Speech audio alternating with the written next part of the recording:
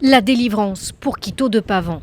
Le skipper voit les secours arriver après plusieurs heures d'angoisse seul au milieu de l'océan Indien.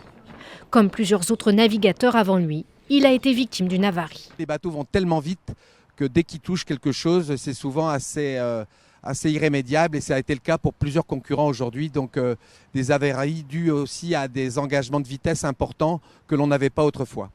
Quito de Pavan a violemment heurté un objet flottant non identifié. Résultat, il est resté pendant une quinzaine d'heures dans un bateau qui prend l'eau. Dans la foulée, c'est le troisième de la course qui annonce son abandon. Sébastien Josse est victime d'une casse de foil dont l'issue aurait pu être dramatique.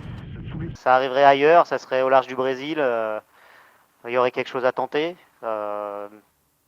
Ici, c'est pas jouable, il reste l'océan Pacifique, et l'océan Pacifique, on est un peu seul au monde. Donc une avarie comme celle que j'ai eue, comme ça dans l'océan Pacifique, c'est pas quelque chose que je trouve cohérent, et là c'est le sens marin et la sécurité qui doit reprendre le dessus. Un mois après le départ de ce tour du monde en solitaire, ils sont 7 à avoir abandonné. Une liste qui peut encore s'allonger avec l'entrée dans le sud du Pacifique. Depuis la création du Vendée Globe en 1989, plus de la moitié des skippers n'atteignent pas l'arrivée. Ce scénario semble une nouvelle fois se profiler.